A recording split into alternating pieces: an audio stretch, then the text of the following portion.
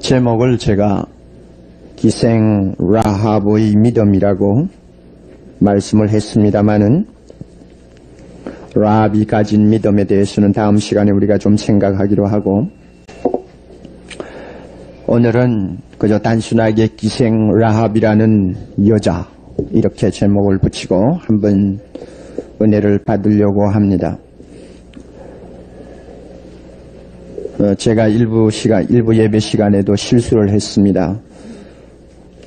어느 집사님이 예배를 보고 나가면서 목사님 오늘 라합에 대해서 이야기하시면서 계속 라헬이라고 그랬어요. 그래서 그랬어요. 이거 참 야단났구만 이랬는데 오늘도 또 라헬이라고 할지 모릅니다. 이 시간 그런 실수는 없겠지만 워낙 그 구약의 이름들이 많으니까 가끔가다 설교자들이 혼돈을 합니다. 라합입니다.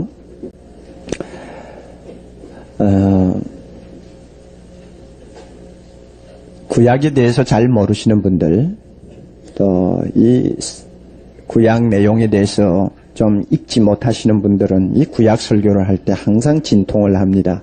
배경을 잘 모르시니까 그 배경을 설명을 하려면 시간이 너무 짧고 이렇게 해서 참 어려움이 많습니다. 여러분, 지난 시간에 저는 12정탐꾼에 대해서 말씀을 드렸는데 그 사건이 있은 지 벌써 40년이 지났습니다. 그 당시에 살아있던 사람들은 다 광야에서 불순종으로 죽었고 그 후손들이 이제는 이 자리에 지금 나와 있는 것입니다. 지도자도 바뀌었습니다. 모세도 죽고 후계자 여호수아가 제2세대를 이끌고 드디어 요단강을 건너서 하나님이 약속하신 땅에 발을 들여놓았습니다. 가장 문제가 되는 것은 바로 앞에 버티고 서 있는 여리고라고 하는 난공불락과 같은 성입니다. 고고학자들이 요즘에 발굴하는 데 의하면 성벽이 이중으로 쌓여있는 아주 완고한 도성입니다. 이 여리고 앞에서 지금 지도자 여호수아가 전략을 짜기 위해 젊은 병사 2사람을 정탐꾼으로 여리고로 들여보냈습니다. 이 정탐꾼이 여리고에 들어가서 어떻게 계획적으로 갔는지 엉결길에 그저 제일 들어가기 쉬워서 들어갔는지는 모르지만 당시 유명한 기생이었던 라합의 집으로 들어갔습니다. 그런데 놀라운 사건은 바로 그 안에서 일어났습니다. 라합이 하나님을 믿고 하나님 앞에 돌아온 것입니다. 저는 이 본문을 읽으면서 라합의 믿음이 대단한 것을 제가 압니다마는 그 믿음을 다루기 전에 도대체 이 여자 참 대단한 여자구나. 그 라합이라고 하는 인간 그 자체에 대해서 저 자신이 좀 생각을 하게 되었습니다. 그래서 오늘은 이 문제만 간단히 다루고 마치려고 합니다. 여러분, 정탐꾼을 보낸 여호수아가 얻은 것이 무엇이 있습니까? 전략적으로 아무것도 얻은 것이 없습니다. 왜냐하면 나중에 여러분이 보시면 아시겠지만 여리고를 함락시키는 데는 여호수아나 여호수아의 참모들이 정탐의 소스를 근거로 해서 짠 어떤 전략에 의해서 함락시킨 것이 아닙니다.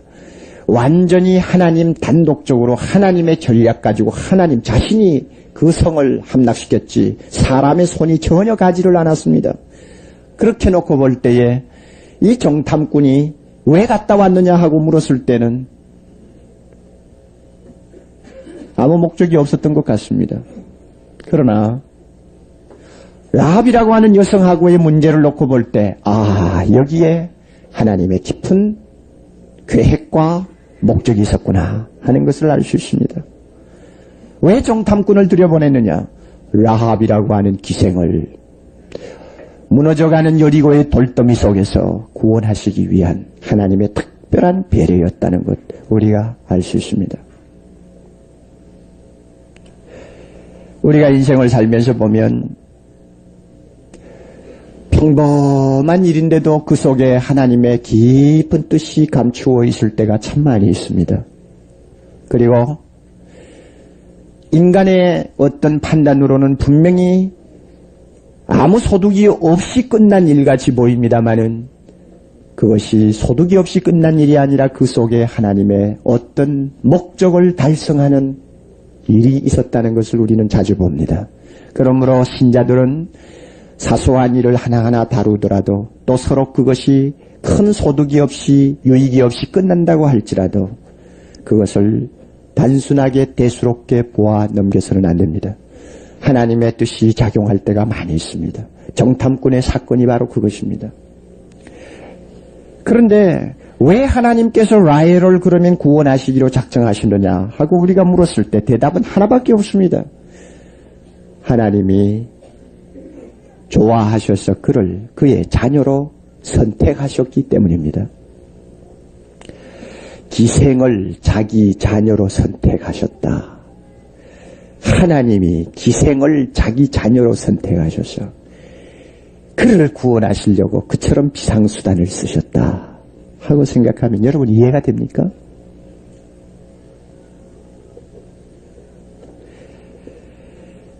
하나님에게 도무지 어울리지 아니하는 하나의 사건인 것 같습니다. 이 기생 라합에게는 세 가지 죄가 겹겹이 쌓인 여자입니다. 그는 우리와 똑같이 타고날 때부터 원죄를 가지고 있는 죄인입니다. 하나님과 원수된 관계에서 죄 속에 태어난 사람입니다. 다윗이 말한 것처럼 내가 죄악 중에 출생하였으며 모친이 죄 중에 나를 잉태하였나이다. 똑같은 죄인이요. 또 이 여자는 하나님이 가장 미워하시던 당시에 가나안 7 족속 중에 하나에 속한 여자입니다. 얼마나 하나님이 가나안 족속을 더럽게 보시고 또 미워하시고 아끼지 아니하셨는지 신명기 7장 2절에 보면은 이스라엘 백성이 가나안을 정복할 때 그 7 족속을 어떻게 다루라는 것을 말씀하시고 계시는데 너무나 무섭게 말씀합니다. 7 족속과는 혼인도 하지 말지니라. 7 족속과는 어떤 계약도 언약도 하지 말지어다. 또 7 족속을 놓고는 절대로 불쌍히 여기지 말라. 그리고 생명이 있는 자는 남녀노소를 막론하고 다 죽일지니라.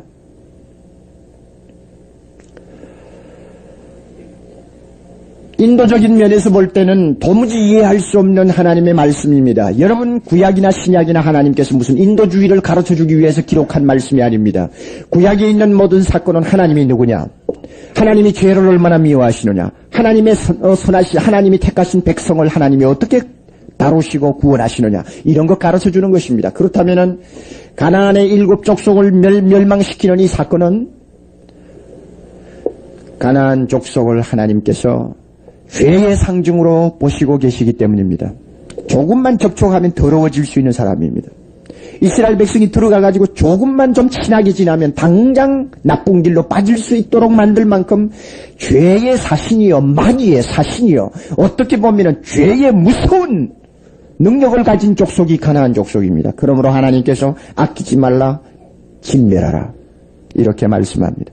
자, 이와 같은 족속의 딸이 바로 라합이라고 하는 여자입니다. 그러니 얼마나 그 피 자체가 더러운 피입니까? 게다가 그 여자는 사는 직업이 기생이요 창녀입니다.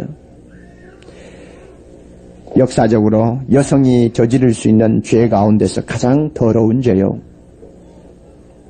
사회를 좀먹고 많은 사람들의 고상한 인격을 사냥질했던 무서운 죄가 이 창녀 아닙니까? 그러니 자, 이와 같은 2중 3중의 죄를 한 몸에 다지고 있는 여자, 이 여자 기생 라합을 하나님이 자기 자녀로 선택하셔서 그 여자를 구원하시려고 정탐꾼을 들여보냈다. 참 이해가 안 갑니다. 분명히 사람을 보는 눈이요, 하나님의 눈은 특별하신 것 같습니다. 우리하고 너무 달라요. 어떻게 하나님이 그럴 수 있습니까? 하늘과 땅이 맞닿지 않는 것처럼 하나님이 사람을 보는 눈은 우리 인간의 눈과 일치하지 않습니다.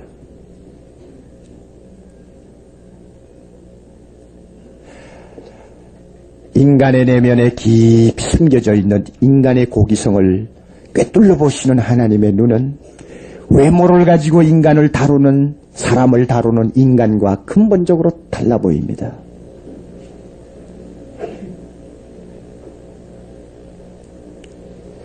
예수님이 사마리아로 가신 일이 있죠. 성경에 보면은 사마리아로 통과하여야 하겠는지라 하나의 강한 의지를 표현하고 있습니다. 그러면 그 길이 아니면 갈 곳이 없기 때문에 통과한다는 말이 아닙니다. 다른 길도 얼마든지 있는데 그 시간은 유독히 사마리아를 통과해야 되겠느니라. 우리가 볼 때 왜 그러실까? 그러나 성경을 읽어보면 사마리아의 라합과 같은 꽃 같은 신분의 창녀, 이름 없는 한 여자가 있었습니다. 그를 구원하시려고 하는 주님의 목적이 있었습니다. 왜? 그도 하나님의 자녀였기 때문에.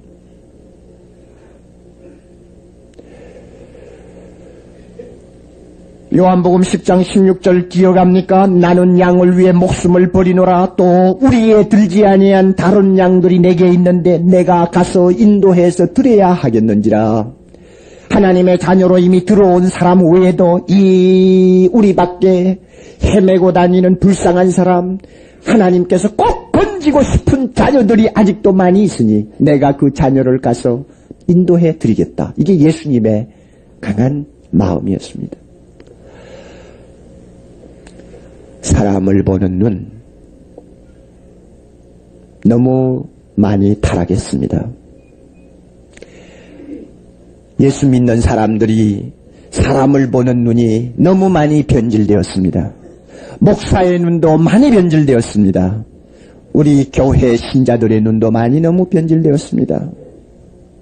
옷 잘 입은 사람, 많이 배운 사람, 지체 높은 사람, 이런 사람들은 높이 대우하고, 외모로 볼 때 보잘것없는 사람은 아무렇지도 않는 것처럼 다루는 간사한 눈을 가진 것이 오늘 교회의 눈입니다.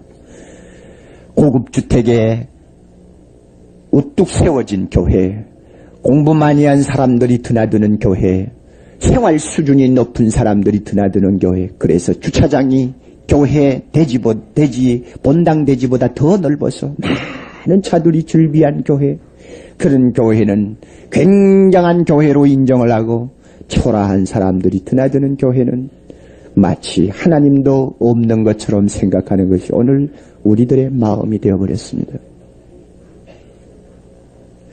야고보서를 보면은 야고보가 그의 독자들을 나무랐습니다. 너희들 교회에 들어오는 사람들을 구별하느냐? 좋은 옷을 입은 사람, 가락지를 요란하게 낀 사람은 앞자리로 모시고 여기 앉으십시오. 그러나 의복을 초라하게 입고 오는 사람은 너 저 뒷자리에 가서 앉아라. 너가 그래가지고 믿음의 사람이라고 그러느냐? 이것은 기독교의 비극입니다. 우리의 눈이 흐려질 때마다 하나님이 사람을 어떻게 보느냐를 다시 생각해야 합니다. 하나님이 인간을 보는 표준을 우리는 다시 배워야 합니다. 그래서 흐려진 우리 눈을 다시 닦아야 합니다. 마치 다이아몬드 강석을 찾아다니던 사람이 조그마한 돌덩이를 손바닥 위에 얹어놓고 이야 대단하구나 하고 감탄하는 것처럼 우리는 그와 같은 눈을 가져야 합니다. 조금만 갈고 닦으면 너무나 값비싼 다이아몬드가 되겠구나. 조금만 갈고 닦으면 하나님이 사람을 보는 눈도 마찬가지입니다. 장녀요, 더러운 사람이요, 못 배운 사람이요, 피가 추악한 출신이지만 내가 조금만 닦으면, 내가 조금만 예수의 피로 씻어주면, 내가 조금만 성령으로 그 마음을 바꾸어주면 너무나 아름다운 하나님의 자녀가 되겠구나. 하나님의 보는 눈이 거기에 있습니다.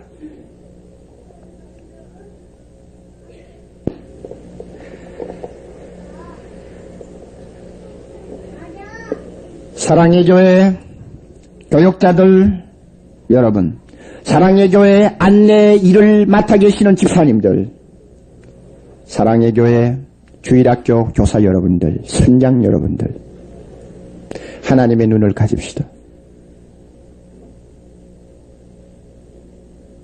라헬을 하나님의 자녀로 인정할 수 있는 눈입니다. 사마리아의 창녀를 하나님의 자녀로 인정하는 눈입니다. 이 눈이 있는 이상 교회는 하나님의 일을 할 것입니다. 이 눈이 변질되면 교회가 왜 존재하는가를 다시 물어야 할 것입니다. 신자가 왜 존재하는가를 다시 물어야 할 것입니다. 물론 우리는 세상에서 여러 가지 면에 성공하는 것을 하나님의 축복으로 압니다. 경제적으로 윤택한 것도 하나님의 축복입니다. 공부 많이 하는 것도 하나님의 축복입니다. 외형적으로 여러 가지 면에서 다른 사람보다 탁월한 것도 하나님의 축복입니다마는 그와 같은 축복이 사람을 구별하는 더러운 눈을 갖는 타락의 요소가 되지 않아야 한다는 것입니다. 이것이 바로 하나님이 우리에게 요구하는 것입니다.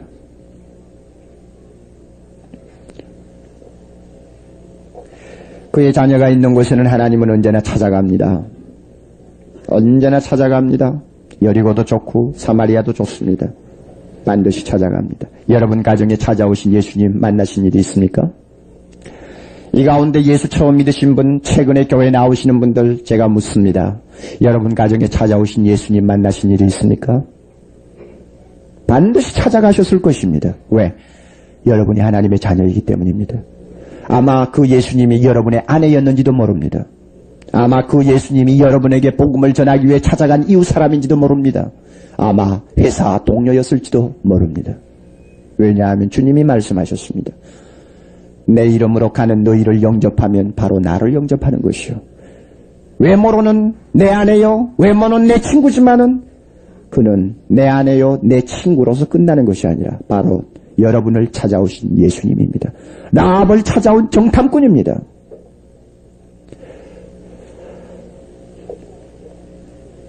라합과 같은 더러운 여자를 하나님이 구원하시기 위해서 찾아오셨습니다. 여러분 디모데전서 1장 15절 제가 참 좋아하는 성경 구절 한번 들어보세요.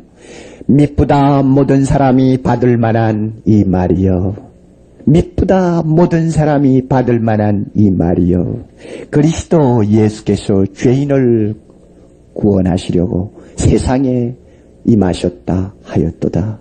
죄인 중에 내가 괴순이라. 좀 풀어볼까요? 아, 너무나 아름다운 이 말씀이요. 모든 사람이 듣고 또 들어도 감격스러운 이 말씀이요. 하나님의 아들 예수 그리스도가 라합과 같이 더러운 죄인을 구원하시려고 이 세상에 오셨도다. 그러나 죄인 중에 누가 제일 우두머리냐? 바로 내가 제일 우두머리니라. 괴수는 두 가지 종류의 괴수가 있습니다. 죄인의 괴수, 죄인의 우두머리. 하나는 세상이 보는 죄인의 괴수가 있습니다. 라합과 같은 여자지요. 또 하나는 자기가 자기를 보는 자기를 괴수라고 생각하는 괴수가 있습니다. 바울과 같은 경우죠. 이 두 사람은 근본적으로 똑같습니다. 여러분 라합과 같은 여자도 따지고 보면은 자기를 죄인 중에 제일 우두머리라고 생각은 안 했을 것입니다.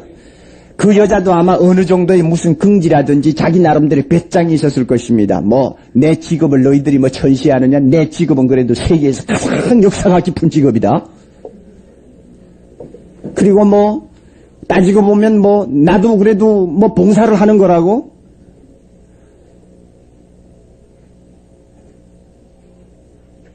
남자를 위해서 나는 필요한 존재요. 그래서 나는 봉사한다. 누가 감히 날 보고 이러니 저러니 할 수 있냐? 나 먹고 살기 마련 아니야? 자, 만약에 라합도 그랬을 거예요, 분명히. 요새 양동이 어디 내려가서 한번 물어보세요. 다 배짱 가지고 너는 뭐야? 나하고 너하고 차이점이 뭐냐 하고 따질 것입니다. 누가 자기를 아무리 더러운 짓을 해도 죄인의 개수라고는 생각을 안 합니다. 마찬가지죠. 또 바울은 완전히 정반대의 사람입니다. 공부 제일 많이 했겠다. 가장 지적으로 높은 사람이요. 또 가문이 좋은 사람이요. 유대 나라에서. 그리고 얼마나 거룩하게 살려고 노력을 했는지 조금만 손에 무엇이 묻어도 금방 가서 손을 씻어야 되는 사람입니다. 그 정도로 경건하게 사는 사람인데 내가 죄인의 우두머리라고 생각하겠어요? 둘 다 똑같아요. 라합이나 바울이나 어느 인간도 자기를 죄인의 괴수라고는 고백하지 않습니다. 그러나 언제 이것을 알게 되는지 압니까? 예수를 처음 믿어서도 잘 모릅니다. 어떤 사람은 예수 처음 믿고 나자마자 정말 하나님 앞에 내가 얼마나 무서운 죄인이었는가를 참 탄식을 하면서 회개하는 것도 봅니다만, 그런 사람은 특별한 은혜를 받은 사람이고, 대부분의 70, 80%는 예수 믿고도 몰라요. 전혀. 만약에 이와 같은 죄인에 대한 불감증이 계속 세상 끝날까지 지속이 된다고 한다면 아마 그분의 신앙은 조금 무엇인가 문제가 생길 겁니다. 정상적인 신앙의 자세는 이렇습니다. 처음에는 모르고 들어오죠. 내가 얼마나 죄인인지 몰라요. 예수님이 나를 위해 죽으셨다니까 그런 줄 안다. 죽은 거 나 인정한다. 믿는다 하고 들어옵니다마는 나중에 정상적으로 들어가기 시작하면 점점 예수의 십자가 앞으로 다가가게 됩니다. 다시 말하면 내가 멀리서 보는 것처럼 알고 있던 십자가를 말씀을 통해 자꾸 깨닫게 되면 가까이 주님 앞으로 나갑니다. 드디어 골고다 언덕 예수 그리스도의 십자가 밑에 마리아처럼 무릎을 꿇고 피 흘리고 계시는 그분을 조용히 믿음의 눈으로 올려다 보았을 때 드디어 바울이 자기를 죄인의 두목이라고 고백한 그 고백이 우리에게서 나옵니다.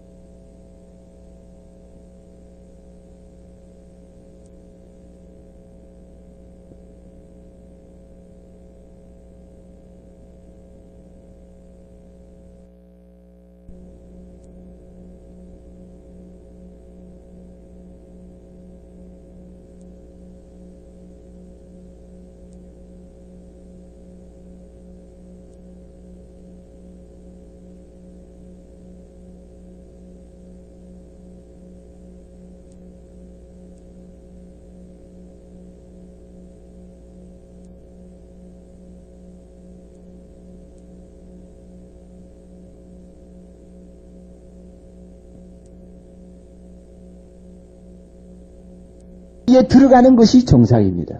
여러분 이거 있습니까?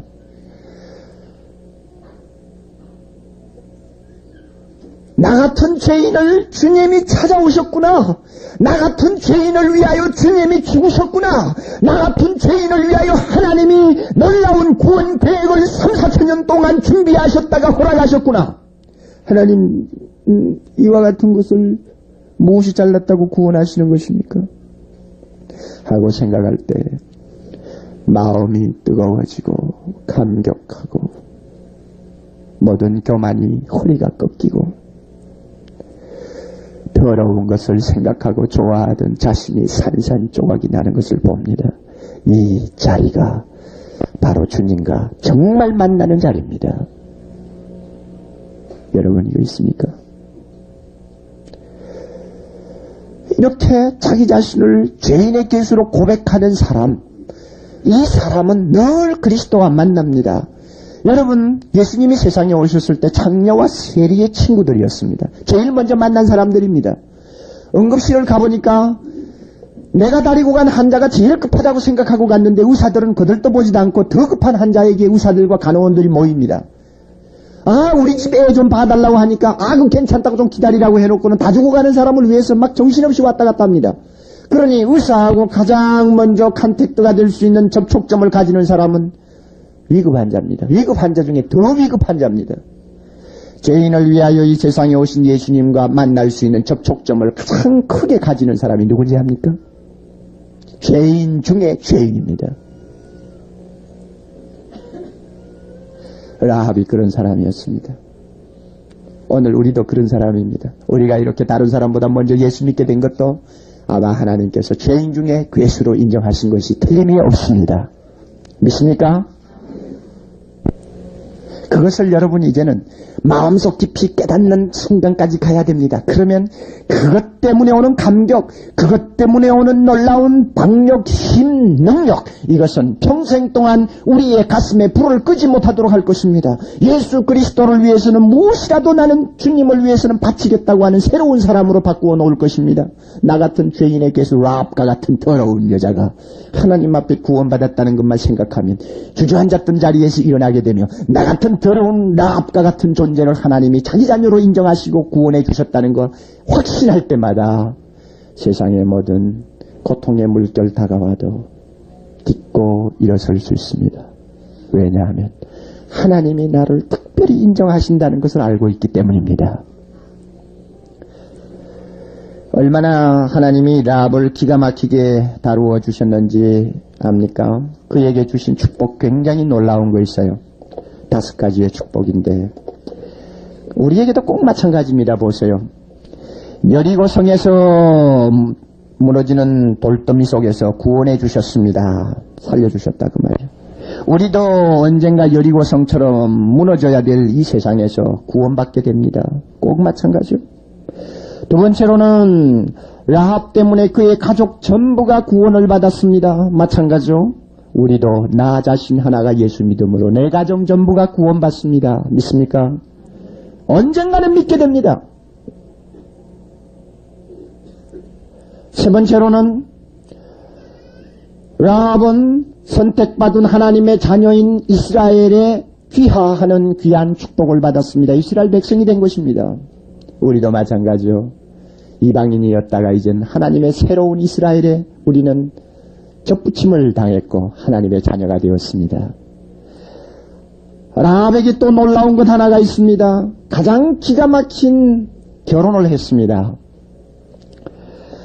라합의 남편이 누군지 아시려면 마태복음 1장에 가서 보시면 알겠지만 라합의 남편은 살몬이라고 하는 남자였습니다. 살몬은 대단히 지체 높은 가문의 아들입니다. 그런데 성경을 연구하는 학자들이 거의 100% 살몬은 여리고를 정탐할 때 갔던 젊은 청년 중에 하나라고 전부 결론을 내립니다. 이스라엘 백성들은 아니 천만에 그 라합이 아니야. 살몬이 결혼한 라합은 여리고에 있던 기생이 아니야 하고 막 떠듭니다. 왜 그런가 하면 세상에 자기 나라 자기 조상 중에 그런 더러운 여자가 들어왔다고는 이스라엘 백성들에게 교만으로는 도무지 인정을 할 수가 없는 것입니다. 그러나 아직도 자기들 주장을 내세울 만한 근거를 찾지 못하고 있어요. 결국은 기생 라합이 자기 조상이 되어버렸습니다. 살몬이라는 그 가문이 좋은 남자가 어떻게 그렇게 결혼을 했을까? 전설에 의하면 라합은 세계 4대 미인 중에 하나였다고 합니다. 글쎄, 그래서 그랬는지.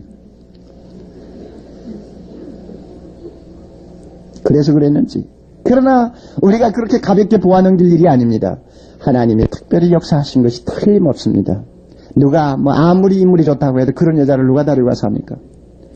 그러나 하나님이 그를 깨끗하게 하나님이 다시 만들어 놓고 보니까 너무나 귀한 여성이 되었습니다. 너무나 마음이 좋고 인품이 아름다운 여자가 되었습니다. 살몬이 아마 그래서 구애를 했던 것 같습니다. 그런데 보세요. 살몬하고 이 라합하고 결혼해가지고 태어난 사람이 보아스입니다. 보아스는 성경에 있는 룻이라고 하는 유명한 여자의 남편 아닙니까? 그 다음에 그 보아스에게서 보아스와 룻 사이에서 오벳이라고 하는 사람이 나왔죠. 오벳이 또 누구를 낳았느냐 하면은 이새를 낳았습니다. 이새는 누구를 낳았습니까? 다윗 왕을 낳았습니다. 유대 나라에서 가장 정통적인 왕통입니다. 그러니 라합은 다윗 왕의 고조부 할머니가 되나요? 중조부 할머니가 되나요? 이거 얼마나 기가 막힌 일이에요. 도무지 믿어지지 않는 일이 라합에게 주어진 것입니다. 여러분, 우리의 신분도 마찬가지입니다. 우리가 아무것도 보잘것없는 죄인의 개수지만은 하나님께서 예수 그리스도를 통하여 예수님과 결혼한 영적인 신부가 되게 하시고 영원한 하나님 나라에서 주님과 왕자에 같이 앉아 영원한 영생을 누릴 수 있는 축복을 우리에게 주셨습니다. 똑같은 입장이요. 또 하나 있어요. 이 라합을 통해서 하나님이 메시아를 보내는 혈통을 조성하셨습니다. 예수님은 다윗의 왕통을 타고났습니다. 그렇게 따지고 보면 예수님의 선조 중에 하나가 라합이 들어간 것입니다. 그 더러운 여자가 예수의 조상이 되다니, 그 더러운 여자가 그와 같은 귀중한 일을 하게 되다니, 사람이 볼 때는 질투할 일이요, 사람이 볼 때는 도무지 믿어지지 아니하는 일입니다마는 하나님이 라합에게 그와 같은 선물을 주셨습니다. 여러분, 하나님이 하시는 일을 우리는 참 깊이 생각할 수 있어야 합니다. 하나님이 사람을 어떻게 다루며 하나님이 죄인이라고 하는 사람, 세상에서 멸시받는 자를 어떻게 다루는가를 우리는 성경을 통해서 발견해야 합니다. 이것이 이렇게 놀라운 축복을 주는 것을 일컬어서 성경은 딱 한마디 말로 집약합니다. 무엇입니까? 따라하세요. 은혜. 공짜로 받는, 자격도 없는 사람이 공짜로 받는 모든 것이 은혜입니다. 라합은 바로 이와 같은 축복을 받은 사람입니다. 여러분, 결론적으로 볼 때 결국 죄인 중에 괴수였던 이 라합은 또 그렇게 괴수였지만은 너무나 감당할 수 없는 축복을 받았는데 그와 같은 축복을 받은 사람이 결국 라합이었습니다. 그렇다면 라합은 결국 누굽니까? 누굽니까? 옥목사입니까? 누굽니까? 나 자신입니다. 여리고성의 라합은 다른 사람이 아니라 나입니다. 나요? 그래서 이와 같은 보잘것없는 여성을 앞에 놓고 우리 같이 은혜를 받는 것입니다. 만약에 라합이 내가 아니라고 한다면 아무 재미도 없는 이야기죠. 그러나 하나님께서 그 사건을 기록하신 것은 라합은 바로 너야. 라합은 바로 너야. 금년 한 해 동안 우리가 인생을 살면서 나 같은 죄인을 라합을 구원하듯이 건져주신 하나님의 은혜에 깊이 뜨겁게 사로잡혀서 살아야 합니다. 그리고 라합에게 주셨던 이 놀라운 구원의 축복, 여기에 대한 감격이 우리 마음속에 항상 불꽃처럼 타올라야 합니다. 이것이 있을 때 우리는 세상을 이깁니다. 이것이 있을 때 우리는 어떤 헌신이라도 주님 앞에 할 수 있습니다. 이것이 있을 때 우리는 긍지를 가지고 살 수 있습니다. 그러나 이것이 없으면 불 꺼진 기관차와 같습니다. 라합을 통해서 하나님이 주신 감격이 오늘 여러분들에게 함께 하시기를 바랍니다. 다 같이 기도하십시다. 하나님 아버지, 우리는 라합과 같은 죄인의 괴수입니다. 내가 인정하든 하지 않든 간에 하나님이 보실 때 괴수입니다. 더러운 우리를 하나님이 사랑하셔서 이와 같이 구원해 주신 것을 이 시간 우리 모두 머리 숙여 감사합니다. 미쁘다 이 말이요, 모든 사람이 받을 만한 이 말이요, 그리스도 예수께서 죄인을 구원하시려고 세상에 임하셨다 하였도다. 죄인 중에 내가 괴수니라. 하나님, 라합과 같은 우리를 사랑하셔서 여리고와 같은 이 도성에서 구원하시려고 주님 친히 찾아오셔서 구원해 주시고 라합에게 주셨던 놀라운 5가지의 축복을 우리에게도 영적으로 허락하신 것을 감사합니다. 하나님, 금년 한 해 동안 우리가 하나님 앞에 어떠한 존재로 인정을 받았는가를 한 시간도 잊어버리지 말게 해주시기를 원합니다.